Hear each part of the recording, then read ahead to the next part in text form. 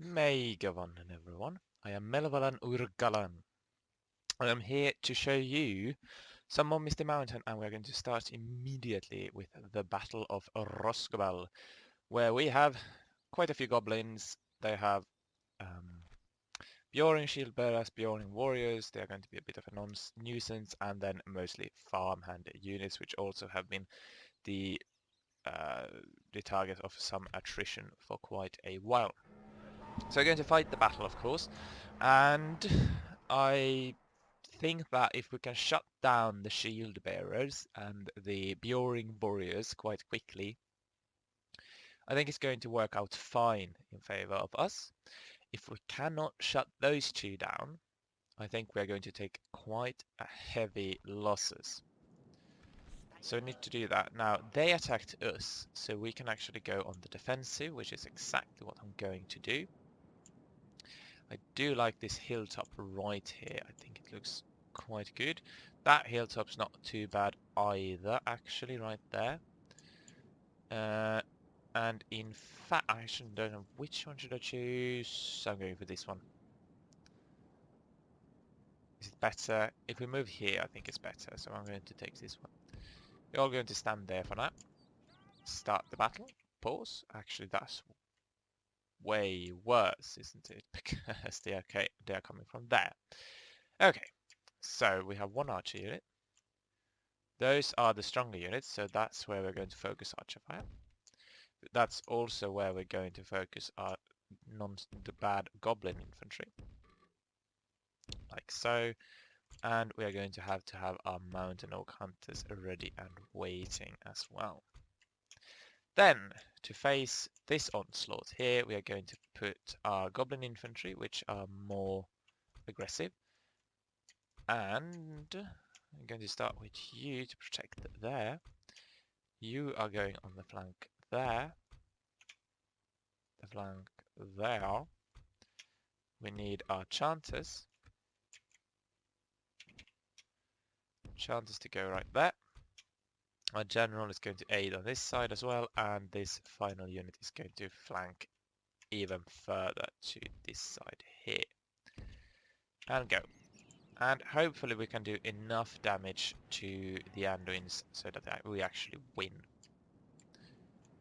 I think we can win, because those were mostly farmhand archers, and the quicker we destroy these three elite units, the quicker we can turn our attention to the less elite. Especially these are going to be a nuisance to kill. Or important to kill, rather. They are moving. Actually, everyone run. I don't want you to be taken by surprise or anything.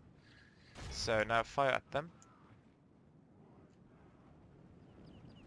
Watch as the goblin bats with their makeshift spears and things run into action. Run into position, rather. There we are. They are started to run, probably because they have sensed the arrows coming. Presumably. Okay. He took an arrow, apparently. Yeah, look at that. He's not going down. Hardy people of the Vale, apparently, because they're not going down to archer fire. Now, there's a few. No? They're stumbling, but are they going down is the question. Yep, he went down. Come on, you can stop them. Even if it's goblin arrows, you can probably do something with them. Probably, presumably, hopefully. Why are you standing in open ranks? That's stupid. Open ranks, yes. Okay, oblivious to our Mountain Oak Hunters, ready to assault them. Okay, so our archers aren't going to do much more on that side now because their enemy had joined the combat, so I'm going to move them, right? And we are going to use our version of the Bjoring Warriors, I guess you could say. And just look at them smash into the Bjoring Warriors and look at them fall. Not that many, but a few.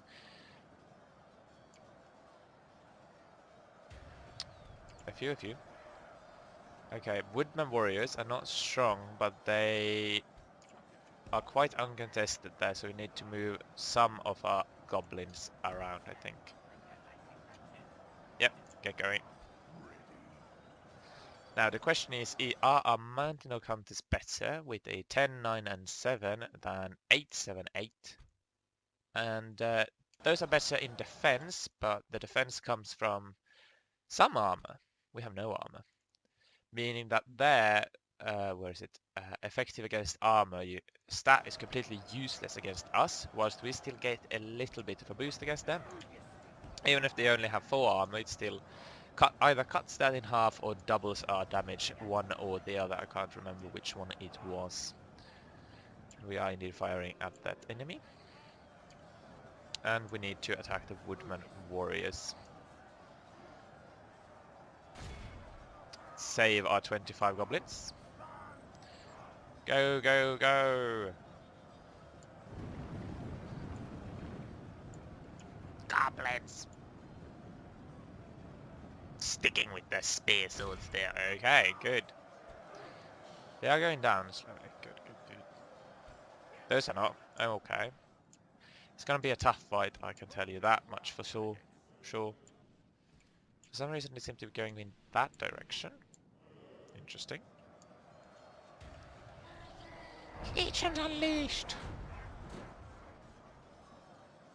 Apparently they are still winning, even though we are outnumbering them quite substantially. General, you're required. You are asked to join combat here. Yes, move faster! And they have somehow stopped there and just sending farmhand pikemen forward. Which is a good choice, don't get me wrong. Because they're good, but... well, they're decent. But Gundabad Guard are moving in now. The battle is very much in our favor. The Bjoring warriors have pretty much been decimated. And we are now sending in Gundabad Guard to aid against the shield bearers, and hopefully that will be enough to swing the battle.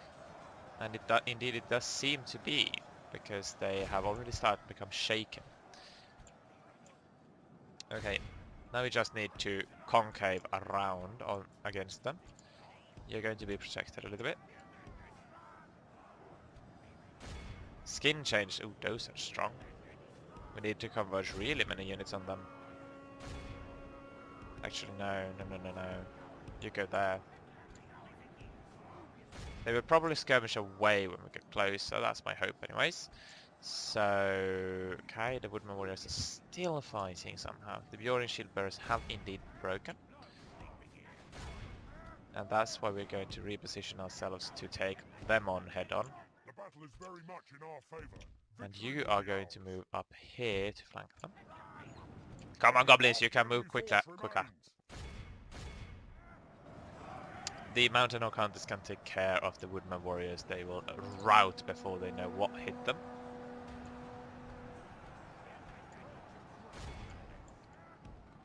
As apparently the Welsmen hit us before we were completely in position, but what can you do? Attack the skin changer from back. It's important that we destroy them and distract them from every single side possible. It is quite fascinating to play as the orcs actually, because they have such a unique place. Wow, they have an interesting play style at least. I mean, they focus on numbers purely. These not below average stats, but they make up for it with numbers. And if I remember correctly, the goblins have actually been made the faction without a single competitor in the mod, which are going to have the largest unit sizes of all.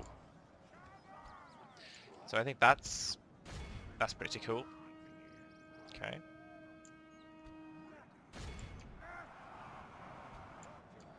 Pretty cool indeed, because then that means you're going to really be going on about your numbers.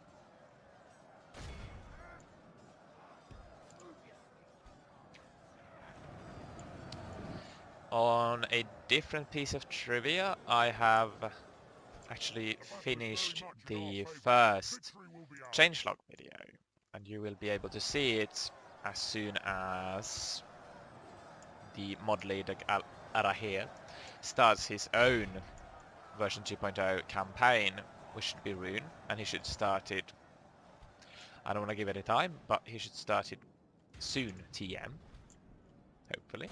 And then you will be able to watch the changelog video at the same time. Well, not at the same time, obviously, but it will be made available at roughly the same time, so that you will be able to gorge on the fancy new campaign models that the Elite Dwarf has created. And I do hope you will enjoy that. It's quite long, but if you manage to persevere through it, you will see quite a few, or very many in fact, interesting new changes to the campaign models, and I think they are absolutely gorgeous if you take this time to look through the whole video. It is quite long, I will give you that. Okay. So what's going on? I should probably send aid there. Only half the enemy force remains. I believe the Gundabad Guard can take care of the Walesmen, so that should be fine. These were decent fighters, were they not? Farmhand pikemen are shaken. So that means the Gundabad Guard can probably take care of them. Yeah. Now, is there anything else interesting I can tell you? Well, I don't know. Not much has happened. We got a new chair. It's a really good desk chair with lumbar support, the whole 9 yards. Really cool. Really comfortable to sit in. It was a good birthday present, as I turned 22, in fact, a little bit more than a week ago now. On the 1st of May of all days, which I find is always a really fun day, because they always have the flag out for me, or at least I claim that. It's not important that it's because it's International Worker Day or whatever. It's for me. Shh. Okay, so it's really comfortable to sit in. AK Racing is the brand also, if you're interested, and really happy about it. Now, what else? I've actually started playing Hearts of Iron a little bit also. It's quite fascinating. That was also a birthday present, and really interesting game. And of course, being the Finn that I am, I had to play as Finland and try to hold against the Soviet Union. And you can imagine that worked out poorly. I have tried it 3 times now. The first time I played as Finland, I played it democratically, and it basically ended with me ceding the Karjala, that is our foot, immediately, and just had to hold on to our core provinces because I couldn't keep the Soviet Union away. So that happened the first time, and then it was like, yeah, okay, nothing more is going to happen this game because I'm democratic, I'm pretty much neutral and whatever. Which was pretty much historically accurate how you would play how Finland played out, shall we say. The second time I tried to go for a fascist government style. It worked. I had a coup, but the whole country was not on board with it, shall we say. So there was civil war inside our borders, and I lost.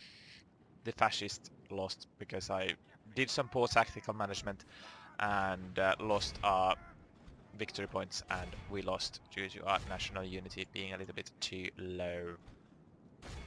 So that happened, unfortunately, and I did not even live to see the united Finland under fascist regime, unfortunately. The third time, which is what I'm doing right now, is I actually managed to turn fascist without bloodshed, and I joined the German Reich in their faction, and joined the World War in that fashion. And it was going great. Norway joined on the opposing side, and we were fighting them back, and we were actually winning against Norway and pushing them down through the mountain ranges. Of course, at this point, Soviet Union rather, decided that, hey, we have now justified a war goal against Finland, we can now attack them. Right? So that happened. So I had to fight 2 frontal war, and anyone will be able to tell you that that's never going to work out. at least not if you're defending. And indeed it didn't. I lost humongously up north and I had to withdraw from the Norwegian front, and all our progress was lost there, and it was a sad, sad day indeed. Though the Soviet Union managed to press into our country quite a bit actually. We are now stuck in Uusimaa, that is the southernmost part around Helsinki and Turku, and we are holding with like 35, I think, battalions of forces, which are quite heavily armored with artillery and entrenchment and recon companies and the whole 9 yards. Basically as good as I can make them. We're taking as many conscripts as we can, and it's, shall we say, it's tense because I have managed to create a little bit of a safe bubble to the south. The Russians are completely incapable of breaking through, especially when I'm fortifying with forts, and it's really, really enjoyable to see them throw like men after men after men on top of our defensive line and watch them lose and lose and lose. The Finns are really good at playing defensively, especially on the core provinces, I must say. It's fantastic. And whilst I'm holding up like basically the same amount of people in Finland of the Soviet Union, the Russians and the other fascist nations, Hungary and whatnot, are actually pushing into the Soviet Union from the south, through Poland from Hungary into the Soviet Union. And they're doing all right. It's going quite slowly, but my reasoning is that if I manage to stay there long enough, or to stay them long enough, rather, in Finland, they will eventually lose, thanks to the the other fascist nations managing to push through and take down the Soviet from within that way. That's our hope, and my hope, anyways. That's what's going to happen. And even though unlikely, well, not unlikely, but they are completely incapable of breaking through, so I may just be able to hold. And if I do, that's going to be so epic, because after that we are going to have actually a victor for the defender. And the Soviets are going to have lost quite a few men. They've lost a few million people already, but they're just throwing them away left, right, and center, not really caring about what happens. But as soon as the war is over, I hope that we can at the very least get a white peace, so that the Soviet doesn't actually get any of our territory, basically. And if that happens, I have war goals to annex the whole of the Soviets, and I'm really looking forward to try and actually annex the Soviet Union. Wouldn't that be hilarious if you managed to take over the Soviet Union as Finland and not actually join them? Which I've heard is the way to go, because you're going to be part of the really, really strong communist part to the east. But that sounds boring. We cannot, with good faith, join with the Soviet Union. We need to fight them with every single thing we've got, which is what I'm doing, and I'm having a blast doing it as well. So that's quite a bit of Hearts of Iron for you there. What happened? We took Roscobel, and we have even managed to slay the faction leader of Anduin, I believe, and they did not have an heir. So that probably means that we managed to kill off their entire family tree. And that's good, because that means that this region is ripe for the taking. Yes. And other than that, you are actually going to go and have a chat with the Dolgoldurians. Are we allied to them? Let's have a look. We are... No, not. That's the remnants of Angmar. Same thing. So, what are we going to do? We are going to take this army from here, because the remnants or the Dolgoldurians will probably keep us safe. That's their province there, so this region will probably not be targeted for attack. Which means we can take this one, and then we should be able to try, and emphasis on try, to push into the forest and take Thorfilin and Thranduil's Hall. Now, currently we can see that an invasion has been called on Erebor as well. So we might have to join in on that so that, yeah, they didn't get destroyed.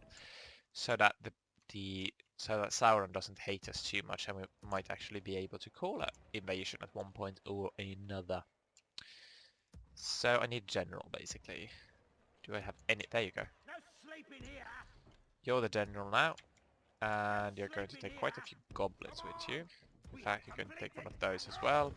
Sagkala can probably recruit more units. Yeah, they can. When they get some more money, they can train all of those at once, which is fantastic. Take those units as well. Meet up there. You stay there, and that should be enough, actually.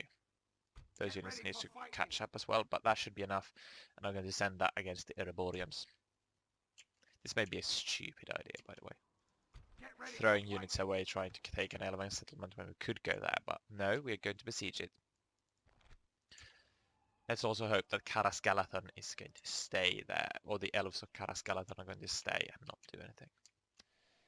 2 turns before Casa Doom actually surrenders. That's good. That's really good. Oh, hello.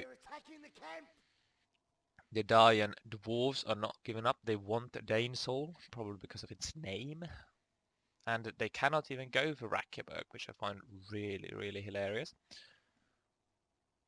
Well, it's not hilarious, but it's tactically advantageous for us that they can't go for it. Or won't go for it. Yeah, it's besieged. Armies grow. Q's still not enough money. We're actually not making much at all. But that's probably going to be remedied rather quickly. Join there. There we are. Can you join the invasion? You can. Yeah, there you go. Good, good, good. We have joined the invasion successfully. Go for alliance. You'll get map information. I can't pay anything. You get military access. Why not? Damn it. Something else you'd like to suggest? Okay, what I'm going to do is I'm going to try that again next turn. We thank you. And I am going to offer them a bit of money as well. As incentive. And hope that they accept it then. So you go there, build me a tower. It would be good to have one there as well, but I don't think I can spare the general. Oh no, they're coming again. The Lorien Lancers are coming. Oh no, they look terrifying. Now, we have Snaga there. We have Goblins there. They have 5 Elven units. That's never going to hold, so it's basically just throwing troops away.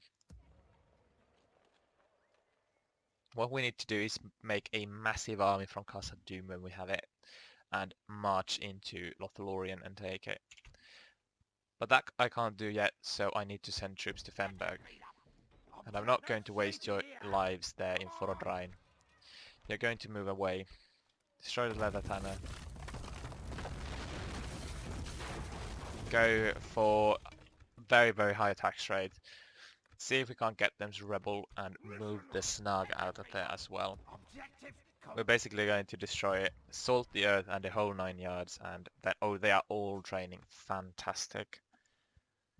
That's actually going to surrender next turn as well, so that's really cool. Take you, merge you up, take you again, and I'm going to leave you, no, not you, you by the way. And the rest of you are moving out. Now, they could attack, but the rebels, so they won't actually move in on the town. Which is so useful, because that's such an annoying thing when they do that in Medieval 2. I mean, it's realistical that they would want, or realistic rather, that they would want a come on, words, a settlement, so they can actually have somewhere safe. But it's still annoying. I'm actually going to go all the way down there. And you are going to have a new course set. Not a course set, but a course set, if that makes any difference. Right, we're going to besiege Selleberg, that's true. Build all the Is that things. what you want? Oh, so many elves though. No, wait, they're on the outside? They moved out of Cellarboat, this silly elves. Go on, take Frodry and see if I care. It's not going to do much for you. It's going to be tough, this one, if I choose to go for it. What do you have? You have militia, and archers. But only 2 archers there. No archers there. Javelins, but not archers. And actually no archers there. So for some reason the AI is not going for archers. Which is good for me. Very, very good for me, in fact. And it's only going for 25 minutes, so I think I can do this battle. I don't think it will drag on. And I am, in fact, going to fight it, because if we do it right, we can actually win. Just important to notice who's attacking. Aethalonen. Okay, who's that? That's you. So you're going to attack from there, which means we're going to be facing this way, and that means that the reinforcements are going to come in from the west. Meaning we should drag ourselves down into this corner here and fight there. And then we will have all of them just swarming down on top of our defensive lines, and not in, hopefully in not too good flanking maneuvers from their side, from that point of view. That's the hope, and that is what we're going to do. It brings me no pleasure to kill elves, but if they decide to go on the aggression, then there's nothing I can do. They have sealed their fates. We have quite a bit of archers, unfortunately almost all snug. What on earth is going on now? What on earth is happening? I hope no one is epileptic, because that's unfortunate. Honestly, what on earth happened? Give me a minute. Okay, so I'm just tabbed out and tabbed back in again, and it seems to be working again. So I don't know what actually happened. That was weird. Okay, you're going to stand there. And you're going to throw your javelins, basically, and that's your job. Which you know, probably. Our generals are going to be stationed on site. Apologies for the Discord sound. I've turned almost all of the channels off, the notifications that is, when they say anything, so that must mean that either someone is in the non-muted chat saying something, which is funny because when I looked a few minutes ago, no one was in that chat. So hopefully it's something important. Come on, I'm going to select all of you and all of you. Yeah, you're going to be defending this whole line there. Whole big line. And you're going to be here. Ready and waiting, and you are going to be there. I do apologize. I'm not going to turn that off unless it continues for much longer. You can actually not be there because that's a terrible position for you. In fact, why is the weakest goblin man in the middle? That's stupid, isn't it? Answer is that yes, it is. Our center line needs to hold the longest, which means that we're going to have to reorganize our troops a little bit. There we go. How much do we actually have to say? God damn it. Come on. I have to stop mentioning it now and hope that it stops. Let's just start the battle. And they are indeed coming in from there. And again, I've been too lazy to to change the thingamajig that allows unlimited battles. And again, I guess that could be construed as cheating, though it's not really, because you need to change something in the files in order to allow them in. So that's really a hard-coded issue, isn't it? Yeah, it is. I really should do that, though, because it's going to hurt me as well, especially if I want to have all my orcs at once. You hear that? What was that? Yes, what was that? You hear that? What was that? You hear that? Good. Oh, you can hear them chanting. Where are they? There they are. There's one dude chanting. and those 3 are just like officers, because it's logical that you need 3 officers for 1 what are called private or something, Jaeger, ranger basically, which is the lowest rank you can attain. That's not true. Recruit is the lowest rank you can attain. Though you get that by default, and then you are promoted to ranger as your first new rank, at least in Finland. I guess that's private in America, but who cares about what their units are called, right? There.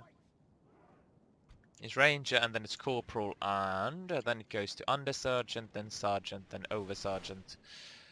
What's next? These are, by the way, the sub-officers. So there's officers and sub-officers. That's not true. There are officers and sub-officers in the Marine. And that's not the Navy, it's the Marine. That is the people that defend the coastline and attack the coastline. That's the Marine. The Navy is, of course, all with the boats. But only the Marine actually has lower and upper office, or officers and lower officers, which I find interesting. And the lower officers are, of course, underneath the normal officers. And the under officers are ranger, corporal, undersergeant, sergeant, oversergeant. What's the next one? Something. There weren't really anything above. Oh, yeah, I didn't see many above oversergeants in the army actually. So, what on earth could it be? Boatsman. Yes, that's it. Boatsman, and then older boatsman. Boatman maybe. Potentially. It's quite an interesting rank name if you ask me, but that's what they were called. If we continue like this, Of the officers, you start as an aspirant or a officer student, I believe is the first rank you get, and then you get aspirant, officer aspirant maybe if you translate it, then under lieutenant, then cadet, then lieutenant, then premier lieutenant, then what's that? What's it? Captain lieutenant is the next one. Then only comes half the enemy force remains. commander, basically.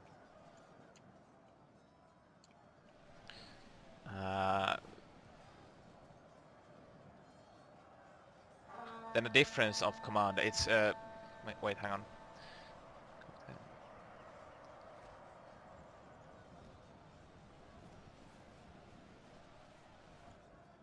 I actually can't recall what they might be in English, but it would be after captain lieutenant. It would be commander, commentaja. That's in Finnish though, so you probably won't understand that. Anyways,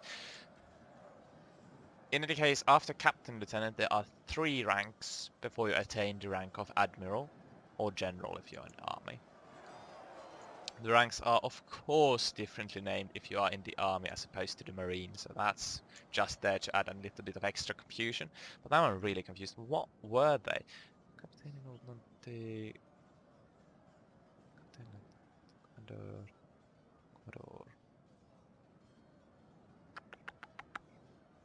Huh. Slipping. I actually can't recall. I'm really abhorred about it.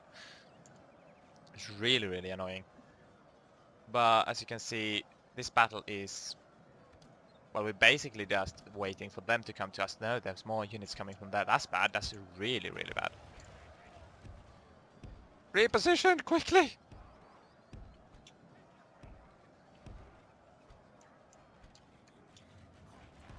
That's what you get for trying to remember Finnish officer names.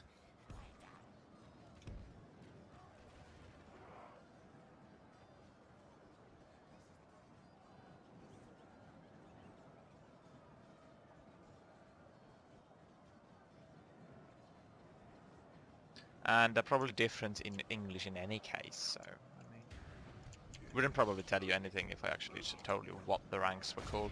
And I don't know why I'm talking about it either. I just got intrigued by it for some reason. Yeah. And if you hadn't already guessed, we are indeed a conscription country, and I have served in the Marines, which is why I actually know what the ranks are called. Because you had to memorize them, or you would be very, very annoyed with you if you couldn't title them with the correct rank. They would get really, really annoyed. You might find it interesting, I don't know. This is all available on Wikipedia in any case, so it doesn't matter if I share it. I would believe. That's not interesting. Let's see here. Finnish Marines. We also have the Air Force, of course.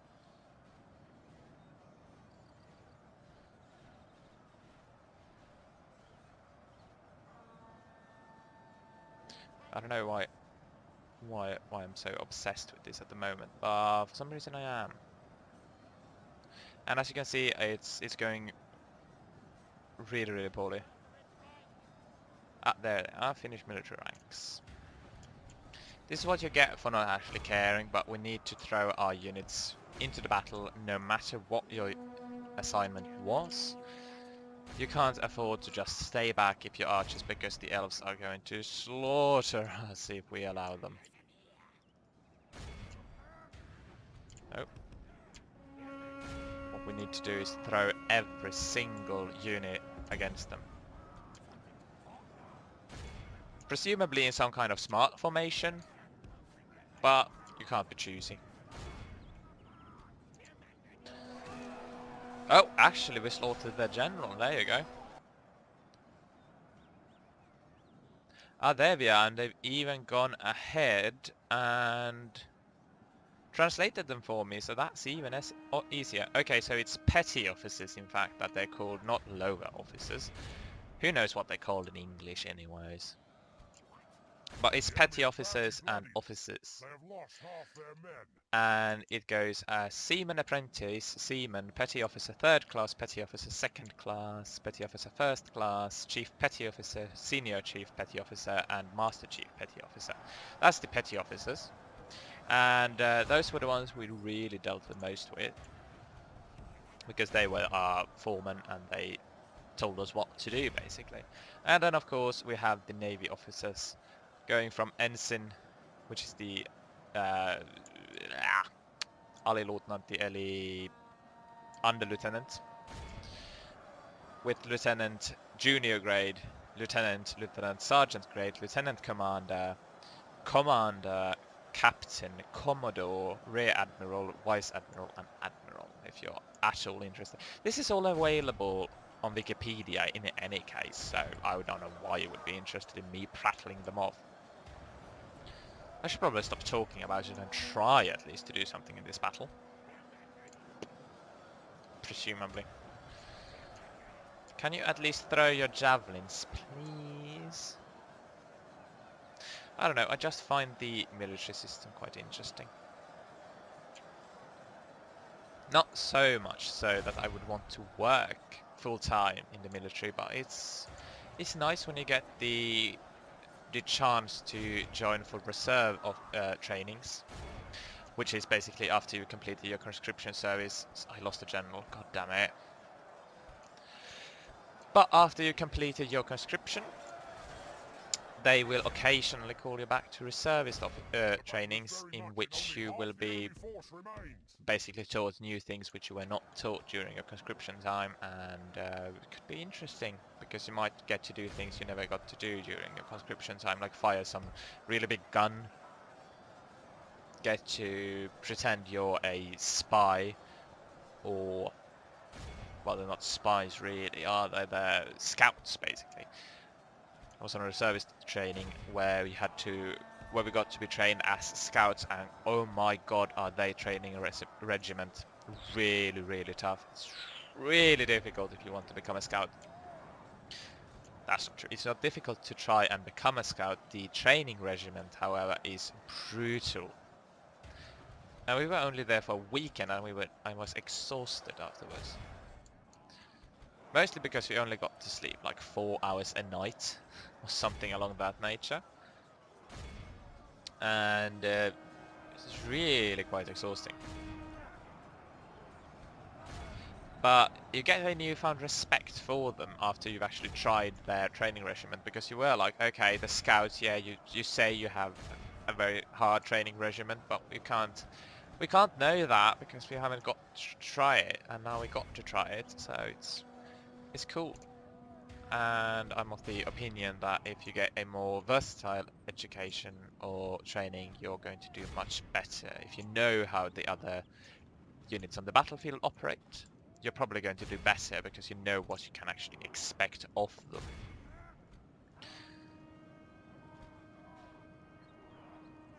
So basically, if you really want to do well in a battle, like this one, for instance, you would really need to know exactly how good a unit does, or what a unit does best, right? And you should really try and play up that single fact. Which is basically a roundabout way of saying I have no idea why I've rambled on about Finnish military for the past like 15 minutes probably. I even started up a second computer here next to me just to be able to check out Wikipedia and tell you the ranks. I don't know why. Don't ask me why.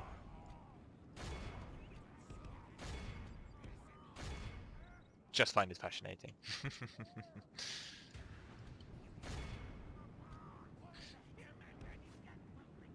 It's just something that every male in this country have in common.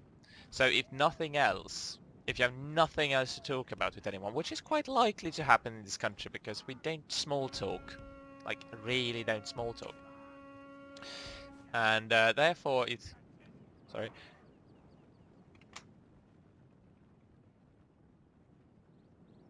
Sorry, I had to sneeze. So really don't small talk. But if you're in the company of other men, you can always go to, hey, what did you do in the army, right? Oh, that was cool, yeah, wasn't it? Oh, my officers were really bad. They were like, yeah, okay, you need to do this and this and that and blah, blah, blah. And go on like that. And if nothing else, you at least have something to talk about. Right? I guess. I mean, I don't particularly enjoy talking that. Oh, well, that's not true. But I don't meet that many people who actually enjoy talking about it.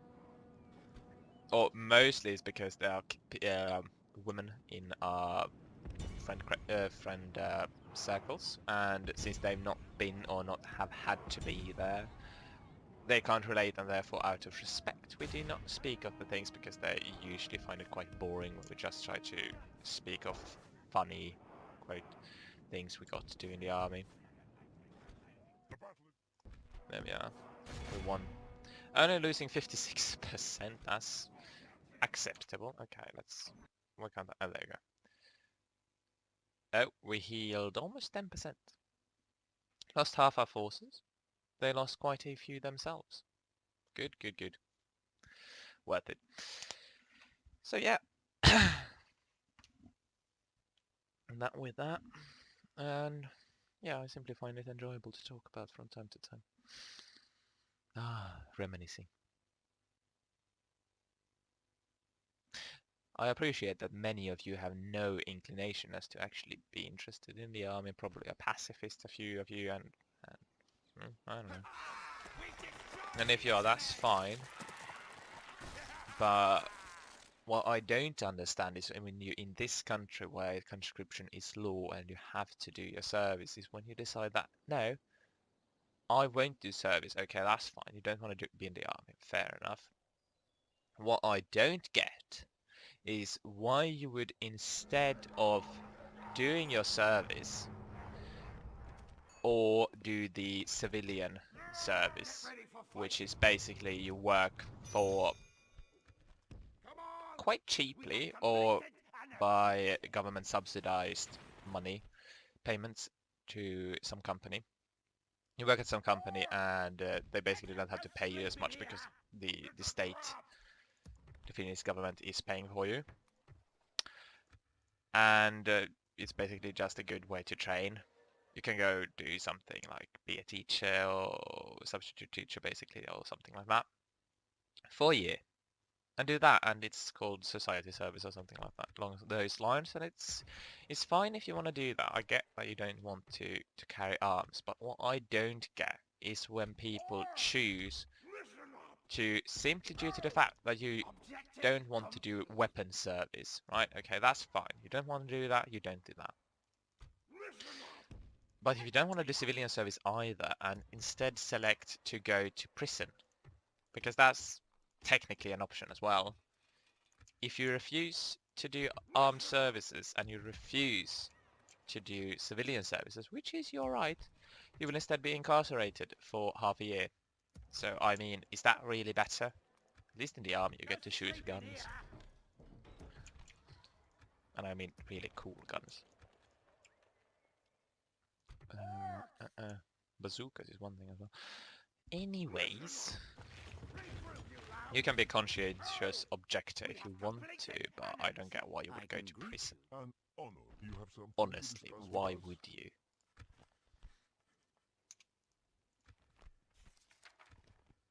Ah, come on. Goodbye. We look forward to our next meeting. Apologies for that, of course. You probably don't care, or you may have a very strong opinion about whether or not to do armed services or not. And I honestly don't care if you do armed services or if you simply do the civilian service. I honestly don't care. But I can't understand people who would willingly go to prison instead of doing one of the two things which would actually serve your nation. I honestly can't understand those people. But anyways, we are taking Casa Du, so we are again making a bunch of money. And we have joined the invasion. We have also taken Celeburg back, so we have basically locked down the entire eastern section. Now we just need to eradicate both the Lothlorien elves and the Thranduil elves, and then we are golden, basically. But that is going to have... They have cavalry? Those are cool. Stiff-beard scouts. That sounds like a Warhammer Dwarf unit. Anyways, you are going to have to wait till next time, which should be next Tuesday, actually. This is recorded on the 10th of May, the day before Thursday. So that's, what, 6 days for me. Anyways, 5 days for you.